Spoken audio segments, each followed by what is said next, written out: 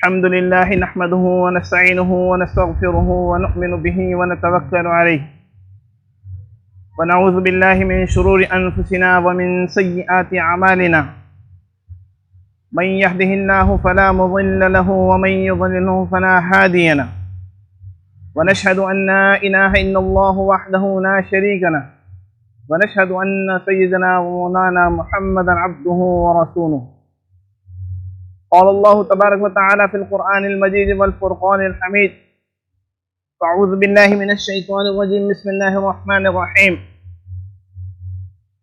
وَلَنَبْلُوَنَّكُمْ بِشَيْءٍ مِّنَ الْخَوْفِ وَالْجُوعِ وَنَقْصٍ مِّنَ الْأَمْوَالِ وَالْأَنفُسِ وَالثَّمَرَاتِ وَبَشِّرِ الصَّابِرِينَ الَّذِينَ إِذَا أَصَابَتْهُم مُّصِيبَةٌ قالوا إنا لله وإنا إليه راجعون أولئك عليهم صلوات من ربهم ورحمة وأولئك هم المهتدون.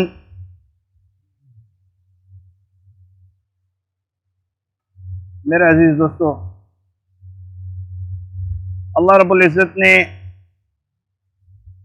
سیدنا آدم علیہ نبینا علیہ الصلوۃ والسلام سے نبوت کا سلسلہ جاری فرمایا اور سیدنا محمد عربی صلی اللہ علیہ وسلم پر اس سلسلے کو ختم فرمایا، اور آپ علیہ الصلوۃ والسلام کو خاتم النبیین بنا کر بھیجا کہ آپ علیہ الصلوۃ والسلام کے بعد کسی نبی نے نہیں آنا، کسی رسول نے نہیں آنا، اور وہ کسی اعتبار سے بھی نبوت کا دعویٰ کرے تو وہ جھوٹا ہے۔ تو چونکہ آپ علیہ الصلوۃ والسلام خاتم النبیین ہیں اور آپ علیہ الصلوۃ والسلام کے بعد کسی نبی نے نہیں آنا، اور آپ علیہ الصلوۃ والسلام کے بعد آپ علیہ الصلوۃ والسلام جس شریعت کو لے کر آئے ہیں ان کے بعد کسی اور شریعت نے نہیں آنا، اور جو کتاب آپ علیہ الصلوۃ والسلام پر نازل ہوئی اس کے بعد کسی اور کتاب نے نہیں آنا، بلکہ یہ آخری کتاب ہے، آخری کتاب ہے، آخری شریعت ہے، آخری امت ہے۔ تو یہ کلام اللہ قیامت تک کے آنے والے انسانوں کے لیے ہے، اور اس میں اللہ رب العزت نے زندگی میں پیش آنے والے مختلف حالات کے اعتبار سے ذکر فرمایا ہے کہ اگر ایسے حالات آئیں تو مسلمان کیا کرے اور ان حالات میں سے کیا کرنا چاہیے، اور اسی کے ساتھ ساتھ جناب محمد عربی صلی اللہ علیہ وسلم کی سنت مبارکہ بھی موجود ہیں۔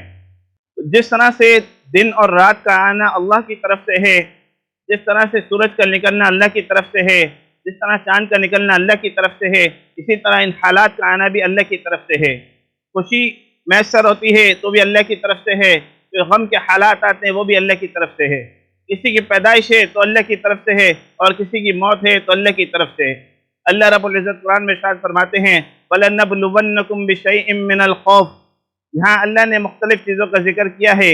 اللہ فرماتے ہیں میں تمہیں ضرور آزماؤں گا، وَلَنَبْلُوَنَّكُمْ بِشَيْءٍ مِّنَ الْخَوْفِ، خوف کے ذریعے سے، وَلَنَبْلُوَنَّكُمْ بِشَيْءٍ مِّنَ الْخَوْفِ، اللہ خوف کے ذریعے سے آزمائیں گے، ہمیں خوف میں مبتلا فرما دیں گے، ہمیں آزمائیں گے کہ میرا بندہ کس حال میں رہتا ہے، یا اگر اسے خوف میں مبتلا کر دیا جائے تو وہ میری طرف متوجہ ہوتا ہے یا نہیں ہوتا، یا میرا باغی بن جاتا ہے۔ اسی طرح سے آگے اللہ نے دوسری چیزوں کا ذکر کیا ہے۔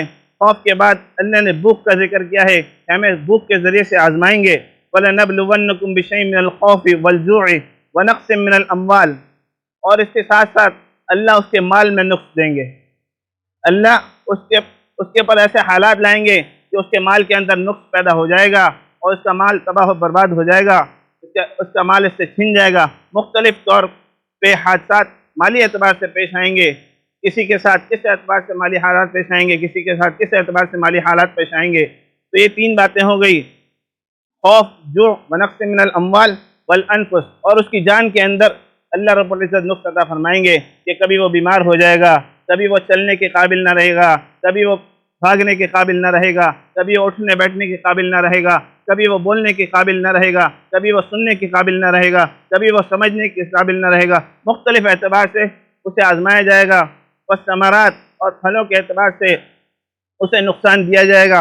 ایک تو یہ کہ اس کے پھل، اس کی کھیتی تباہ برباد ہو جائے گی، اور ایک اس کا مفسرین نے ترجمہ یہ کیا ہے کہ ثمر سے مراد اس کی اولاد ہے، کہ اولاد جو ہے انسان کا ثمر ہے۔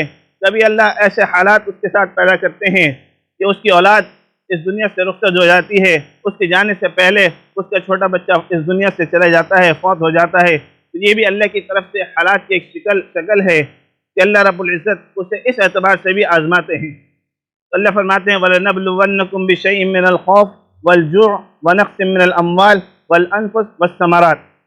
یہ 5 چیزیں اللہ نے، بڑی بڑی 5 چیزیں اللہ نے ذکر کی ہیں، اس کے ضمن میں چھوٹی چیزیں خود بخود آ جاتی ہیں۔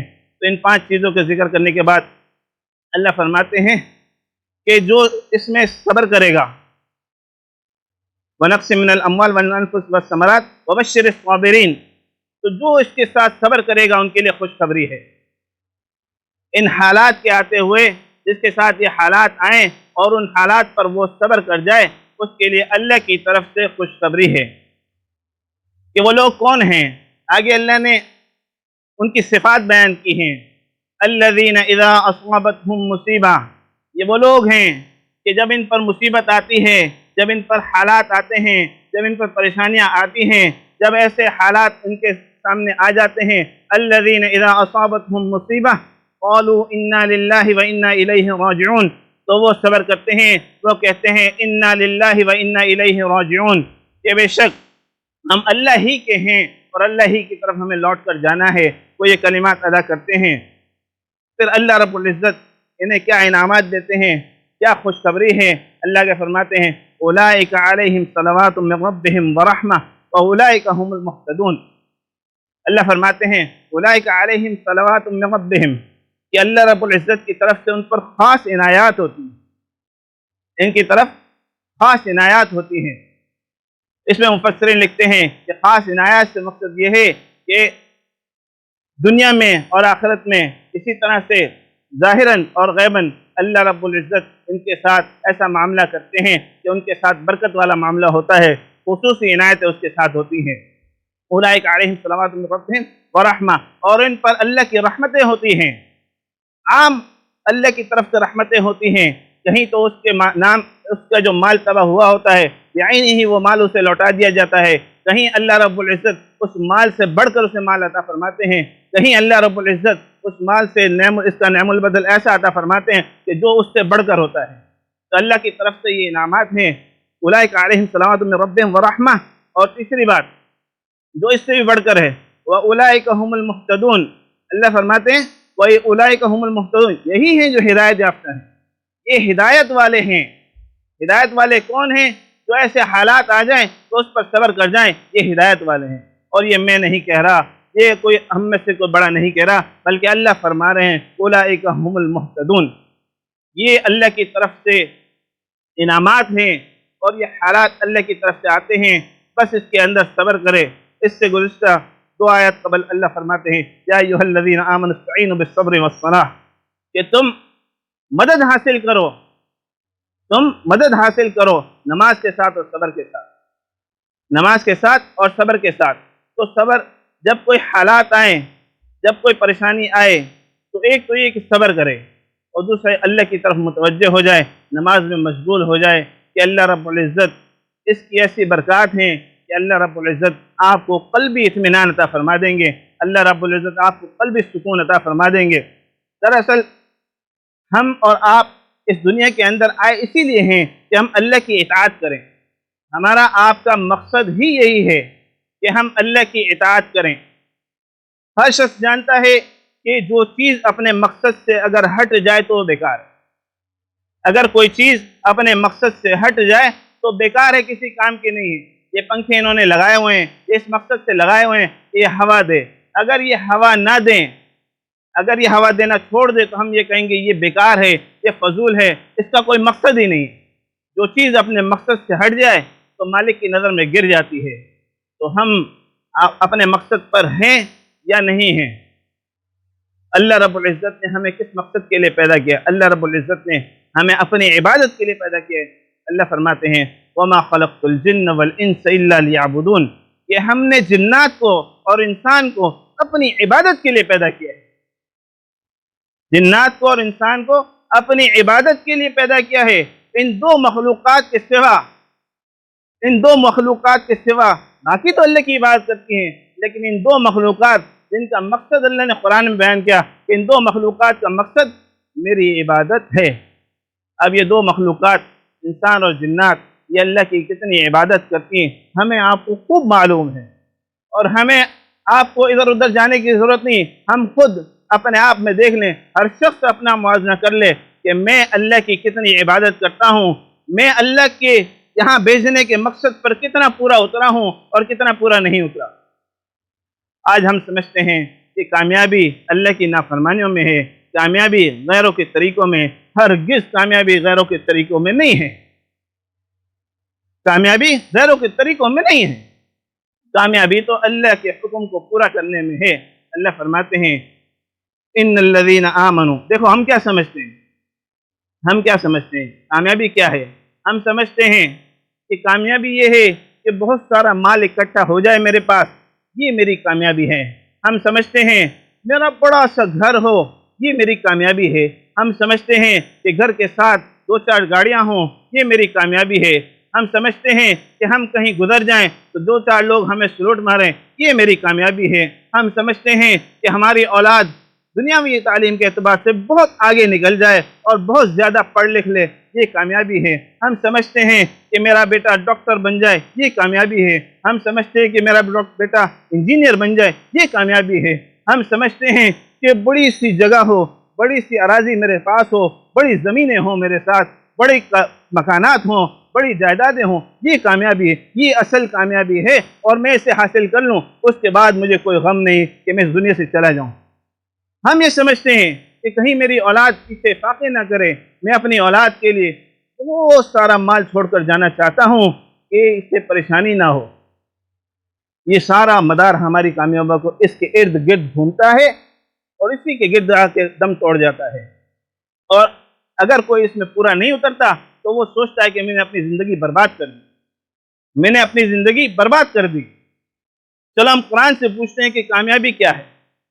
یہ تو ہم اور آپ کہتے ہیں نا کہ کامیابی ہے، ہم قرآن سے پوچھتے ہیں قرآن کسے کامیابی کہتا ہے؟ قرآن فرماتا ہے ان الذین آمنوا وعملوا الصالحات، ان الذین آمنوا وعملوا الصالحات لهم جنات تجری من تحتها الانہار ذالک الفوز الکبیر، کہ بے شک وہ لوگ جو ایمان لائے اور عمل صالح کیے، کتنے کام؟ دو کام، کوئی لمبی چوڑی فہرست نہیں ہے، کوئی لمبا چوڑا کام نہیں ہے، دو کام۔ قرآن کہتا ہے ان الذین آمنوا، جو لوگ ایمان لائے، وعملوا الصالحات، عمل صالح کیے، صرف دو کام کی، ایمان لائے، عمل صالح کیے۔ ان الذین آمنوا وعملوا الصالحات لہم جنات، ان کے لیے باغات ہیں۔ کس کے باغات ہیں؟ ڈیفنس کے باغات ہیں۔ کہاں کے باغات ہیں؟ لہم جنات، جنت کے باغات ہیں ان کے لیے، ان کے لیے جنت کے باغات ہیں۔ میں نہیں کہتا، قرآن کہہ رہا ہے کہ ان کے لیے جنت کے باغات، لہم جنات، ان کیسے باغات ہیں؟ تجری من تحتها الانہار، کہ اس کے نیچے سے نہریں بہتی ہوں گی۔ اب آپ کہو گے اس میں کامیابی کا ہے؟ آپ تو کہہ رہے تھے قرآن میں کامیابی کا ذکر ہے۔ اللہ کہتے ہیں ان الذین آمنوا وعملوا الصالحات، وہ لوگ جو ایمان لائے اور عمل صالح کیے، لہم جنات، ان کے لیے ایسے باغات ہیں، تجری من تحت الانہار، کے جس کے نیچے سے نہریں بہتی ہیں۔ آگے اللہ کیا فرماتے ہیں؟ آگے اللہ کہتے ہیں ذالک الفوز الکبیر، یہ بڑی کامیابی ہے۔ کبیر کے معنی تو آپ لوگ سب سمجھتے ہو گے، ذالک الفوز الکبیر، یہ بڑی کامیابی ہے۔ اب آپ بتاؤ، ہم اور آپ جسے کامیابی کہیں، جسے مغرب کامیابی کہے، جسے دنیا دار کامیابی کہیں، جسے دنیا کے بڑے بڑے عہدیدار کامیابی کہیں، کیا وہ کامیابی ہے کہ یا جو جسے میرا رب کہے کہ کامیابی ہے وہ کامیابی؟ تو بے شک میرے رب کا قول سچا ہے، میرے رب کا قول کھرا ہے، اس میں کسی قسم کی کھوٹ نہیں ہے، اس میں کسی قسم کی ملاوٹ نہیں ہے۔ جو میرے رب نے کہہ دیا اس کا وعدہ سچا ہے اور اس کا قول سچا ہے، اور یہ عمل جو کرے گا واقعتاً بڑی کامیابی ہے، نہ صرف یہ کہ کامیابی ہے بلکہ ذالک الفوز الکبیر، بڑی کامیابی ہے۔ اور آج ہم کن چکروں میں لگے ہوئے ہیں، کس کی طرف جا رہے ہیں؟ نہ ہماری نمازوں کا ٹھکانہ ہے، نہ ہمارے روزوں کا ٹھکانہ ہوتا ہے، نہ ہماری عبادات میں کوئی جان ہوتی ہے۔ اگر پڑھ بھی لی نماز تو بس گزارے کے لائق، گزارے کے لائق۔ میں آپ کو اپنا واقعہ بتاؤں، ایک شخص میرے پاس آیا، کہنے لگا حضرت پریشان ہوں، کاروبار نہیں ہے، میں بے روزگار ہوں، پریشان ہوں، کاروبار نہیں ہے، میں بے روزگار ہوں۔ تو اب کیا کیا جائے بھائی، تو بے روزگار ہے تو ظاہر سی بات ہے کوئی تعویذ دے دیں، کوئی ایسا وظیفہ دے دیں کہ روزگار چل پڑے۔ بے روزگار ہے، کوئی کام نہیں ہے، ایسا نہیں کہ کسی کام پر جاتا ہے اور کام سے تنخواہ کم ملتی ہے یا اجرت کم ملتی ہے یا اس سے گزارا، وہ کہتا ہے میں بے روزگار ہوں۔ میں نے اس سے کہا کہ آپ نماز پڑھتے ہیں؟ کہ حضرت ٹائم ہی نہیں ملتا۔ ایک بے روزگار شخص کو جس کا کوئی کام نہیں ہے، آیا اس غرض سے ہے کہ مجھے کوئی کام مل جائے، کوئی ایسا وظیفہ مل جائے، کوئی ایسا تعویذ مل جائے، کوئی ایسا راستہ مل جائے جس کے ذریعے سے مجھے کام مل جائے، اور نماز ٹائم نہیں ملتا۔ اصل یہاں کی بات اس کے اندر اتری ہوئی نہیں ہے، بات اس کے اندر اتری ہوئی ہوتی تو آپ نے دیکھا ہے کہ لوگ دکانیں بند کر کے جاتے ہیں کہ بھئی نماز کا وقت ہو گیا ہے، وقفہ برائے نماز لکھ کے چلے جاتے۔ کیوں؟ دل کے اندر اتر گئی ہے۔ جب دل کے اندر نہیں اترتی تو بے روزگار بھی ہے لیکن پھر بھی نماز نہیں پڑھتا۔ یہ جانتا ہے کہ روزی دینے والا اللہ ہے، وحدہ لا شریک ہے، ہم اسے مانتے ہیں کہ وہی دے گا، اس کے بغیر کوئی اور در ہے نہیں، وہی عطا کرنے والا ہے۔ اور اگر میں کسی کے پاس چلے بھی جاؤں تو میرا مسئلہ وہ حل نہیں کرے گا، اللہ کا حکم ہوگا تو وہ حل کرے گا، نہیں تو نہیں کرے گا۔ ہم ان ساری چیزوں کو جانتے ہیں، ہم ساری چیزوں کو سمجھتے ہیں، لیکن وہی بات ہے کہ دل کے اندر ہمارے اترتی نہیں ہے، دل کے اندر ہمارے اترتی نہیں ہے۔ نہ نمازوں کا ٹھکانہ ہے، نہ رسول اللہ صلی اللہ علیہ وسلم کی سنت مبارکہ پر عمل ہے۔ کسی بھی اعتبار سے اپنے آپ کو آپ کنٹرول لو، دیکھ لو کہ میں کس مقام پر کھڑا ہوں، میں کس مقام پر کھڑا ہوں۔ اگر کسی بادشاہ سے، کسی وزیر سے ملاقات ہوتی ہے تو وہ اس انداز میں جاتا ہے جس انداز میں وہ پسند کرتا ہے، اس انداز میں جاتا ہے جس انداز میں وہ پسند کرتا ہے۔ آپ اندرون سندھ چلے جائیں، کسی وڈیرے سے اگر ملاقات کرنی ہوگی تو اہتمام کرے گا کہ سندھی ٹوپی پہنی ہو، اجرک پہنی ہو، اگرچہ اسے بوجھ محسوس ہوگی لیکن پھر بھی وہ اجرک رکھ کے جائے گا کہ بھائی سائیں کے پاس جانا ہے، وڈیرے کے پاس جانا ہے۔ وہ اس انداز کو پسند کرتا ہے، وہ اس انداز کو پسند کرتا ہے۔ اسی طرح سے کسی آفیسر سے ملاقات ہوگی تو آپ کی کوشش ہوگی کہ آفس والا لباس پہن کے میں جاؤں، اس انداز سے جاؤں اور اس معیار کے اعتبار سے میں اپنے آپ کو پیش کروں تاکہ ملاقات میں جان پڑ جائے اور کوئی اثر پڑ جائے اور میرا کام ہو جائے۔ اب آ جائیں دوسری طرف، ایک تو ملاقات ہماری رب کے ساتھ، ایک ملاقات ہماری رب کے ساتھ روزانہ ہے، روزانہ رب کے ساتھ ملاقات ہے۔ ہم کس حال میں جاتے ہیں، ہم کہیں اچھی جگہ جانا ہو، کہیں دعوت میں جانا ہو تو عمدہ کپڑے پہن کر جاتے ہیں، نماز کے لیے کوئی خیال نہیں۔ یہ جب ہمیں ضرورت پڑے گی قیامت کے دن رسول اللہ صلی اللہ علیہ وسلم کی شفاعت کی، کہ ان کی شفاعت کے بغیر ہم کیا ہیں؟ جب قیامت کے دن رسول اللہ صلی اللہ علیہ وسلم کا سامنا ہوگا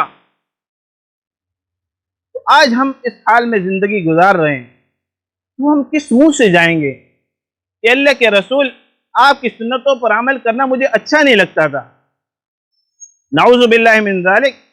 آپ کیا کہیں گے کہ آپ کی سنتوں پر عمل کچھ معاشرے کے اعتبار سے کچھ مناسب نہیں لگتا تھا؟ اب یہ کہیں گے کس اعتبار سے ہم آپ علیہ الصلوۃ والسلام کا سامنا کریں گے کہ اللہ کے رسول میری سفارش کر دیں، میری شفاعت کر دیں، اللہ سے میرے لیے آپ جو ہے رعایت طلب کر دیں؟ کیسے کہیں گے؟ کہ ہمارا حال دنیا کے اندر ہر شخص خود جانتا ہے۔ میں اگر کہوں فلاں فلاں شخص ایسا ہے تو کتنی انگلیاں میری طرف آ رہی ہیں، میرا اپنا حال یہ۔ تو رسول اللہ صلی اللہ علیہ وسلم کی محبت کے الفاظ ادا کرنا کہ میں محبت کرتا ہوں، اور ایک حقیقت میں آپ علیہ الصلوۃ والسلام سے محبت کا ہونا، بڑا فرق۔ بڑا فرق ہے اس چیز کے اندر. آپ جب اپنے بچے سے پیار کرتے ہیں، چھوٹے بچے کو جب گود میں اٹھاتے ہیں تو بعض اوقات وہ آپ کے بال بھی نوچتا ہے، بعض اوقات آپ کے بال بھی نوچتا ہے، لیکن آپ تو ہنستے ہیں اور آپ کے بال نوچ رہا ہے، آپ کے کپڑوں کو کھینچ رہا ہے، آپ مسکرا رہے ہیں. آپ کہتے ہیں آؤ بیٹا پھر آؤ، پھر دوبارہ آپ چاہتے ہو کہ آپ کے بال نوچے، پھر آپ دوبارہ چاہتے ہو کہ آپ کے کپڑوں کو کھینچے، پھر آپ دوبارہ چاہتے ہو کہ آپ کے کپڑوں کو خراب کرے. کیوں؟ محبت. تو رسول اللہ صلی اللہ علیہ وسلم سے محبت کا تقاضا یہ ہے کہ آپ علیہ الصلوۃ والسلام کی سنت مبارکہ پر عمل کیا جائے. آپ علیہ الصلوۃ والسلام سنت مبارکہ پر عمل کیا جائے. یہ اس بات کی دلیل ہے کہ آپ علیہ الصلوۃ والسلام سے محبت کرتے ہو. اگر یہ کوئی کہے کہ مجھے رسول اللہ صلی اللہ علیہ وسلم سے محبت تو ہے لیکن سنتوں پہ عمل کرنے سے میں قاصر ہوں، تو آپ اسے کہو گے تو جھوٹا ہے. آپ کہو گے تو جھوٹا ہے، تو جھوٹ بولتا ہے. حالانکہ اللہ نے ایسا وطن دیا ہے الحمدللہ، اس میں کوئی پابندی نہیں. آپ اگر سنت مبارکہ پر عمل کرتے ہیں کوئی پابندی، بس پابندی آپ کے دل کے مفتی کی طرف سے، آپ کا دل نہیں مانتا تو پتہ چلا کہ محبت میں کھوٹ ہے. محبت میں کھوٹ ہے. اللہ کی طرف سے اجازت نہیں ہے، اللہ کی طرف سے اجازت نہیں ہے کہ تم دعوے تو کرتے ہو، عمل کی اجازت کیوں نہیں ہے؟ کہ کیونکہ صرف زبان پر ہے، تمہارے دل کے اندر وہ دعویٰ کامل ہے ہی نہیں، کیونکہ دل کے اندر نہیں. تو جب تک آپ علیہ الصلوۃ والسلام کی محبت دلوں کے اندر نہیں آئے گی تو دین پہ چلنا مشکل ہوگا، دین پر چلنا مشکل ہوگا. آپ خود عار محسوس کرو گے کہ یار مجھے کچھ عار سی محسوس ہوتی ہے لوگوں میں، دنیا داروں میں جاتے ہوئے. کیوں؟ کیونکہ میرا لباس شریعت کے مطابق ہے. یہ عار کب ختم ہوگی؟ آپ علیہ الصلوۃ والسلام سے محبت کا تقاضا تو یہ ہے کہ آپ کسی مقام پر بھی چلے جاؤ، آپ کسی مقام پر بھی چلے جاؤ، آپ علیہ الصلوۃ والسلام کی سنت مبارکہ پر عمل لازمی ہے. بس یہ ہے کہ جب آپ کے دل کے اندر بات اتر جائے گی تو پھر تو کام بن جائے گا، پھر تو دنیا آپ کے پیچھے ہے. جیسے علامہ اقبال رحمۃ اللہ علیہ فرماتے ہیں کہ محمد سے وفا تو نے تو ہم تیرے ہیں، کہ محمد سے وفا تو نے تو ہم تیرے ہیں. کہ آپ علیہ الصلوۃ والسلام سے تو نے وفا کی. وفا کیا ہے؟ کلمات ہیں، دو بول ہیں کہ میں آپ علیہ الصلوۃ والسلام سے محبت کرتا ہوں. کیا یہ کلمات ہیں؟ کلمات کا نام تو نہیں ہے. وفا تو ان کے تابع کر دینا اپنے آپ کو. اطیع اللہ و اطیع الرسول، صرف اللہ کی اطاعت نہیں، اللہ کے رسول کی اطاعت بھی ساتھ ہے. اگر کوئی کہتے کہ میں اللہ سے تو محبت کرتا ہوں لیکن رسول اللہ صلی اللہ علیہ وسلم سے محبت میں کمی، کام کیسے بنے؟ تو میرے بھائی اس چیز کو اپنے ساتھ باندھ لیں، رسول اللہ صلی اللہ علیہ وسلم کی محبت کو اپنے ساتھ جوڑ لیں. آپ یقین کریں آپ دنیا میں بھی کامیاب ہو جاؤ گے، آپ آخرت میں بھی کامیاب ہو جاؤ گے. کامیابی آپ کے قدم چومے گی. کیوں؟ کیا آپ نے اس شخص کی اتباع کی ہے جسے اللہ نے دنیا میں بھی کامیاب کیا ہے، آخرت میں بھی کامیاب کیا ہے. جسے اللہ نے دنیا میں بھی کامیاب کیا ہے، آخرت میں بھی کامیاب کیا ہے. بس یہ کہ باقی یہ جوڑ، یہ مجمع عبدالغفار بھائی کے والد صاحب کے انتقال پر جمع ہوا ہے. تو مرنا ہر ایک نے ہے، ہر ایک نے موت آنی ہے. موت سے انکار کرنے والا آپ کو نہیں ملے گا. بہت سے لوگ ملیں گے جو کہیں گے کوئی قرآن نہیں ہے، کوئی رسول نہیں ہے. بہت سے لوگ ملیں گے اور رسولوں کا سلسلہ یہ ہے ہی نہیں، انکار کرنے والے آپ کو مل جائیں گے. یہاں تک کہ آپ کو ایسے لوگ ملیں گے کہ اللہ کا وجود ہی نہیں، اللہ ہے ہی نہیں، ایسے لوگ بھی ملیں گے. لیکن آپ کو ایسے لوگ نہیں ملیں گے جو کہیں کہ موت ہی نہیں آتی. کسی بھی مذہب سے تعلق رکھتا ہو وہ یہ نہیں کہہ سکتا کہ موت نہیں آئے گی. موت تو ہر ایک نے آنی ہے. بس یہ کہ مرنے سے پہلے اللہ مرنے کی تیاری کرنے کی توفیق عطا فرما دے، یہ اللہ سے توفیق مانگے. اور باقی ایک ان کے والد صاحب کے لیے بھی دعا کی درخواست ہے کہ اللہ انہیں جو ہے ان کی کامل مغفرت فرمائے اور ان کے درجات کو بلند کرے، اور اللہ ان کو کروٹ کروٹ جنت نصیب کرے، اور ان کی قبر کو حت النظر وسیع فرما دے، اور ان کی قبر کو ٹھنڈا فرما دے، اور لواحقین کو صبر جمیل عطا فرمائے. آخر دعوانا الحمدللہ.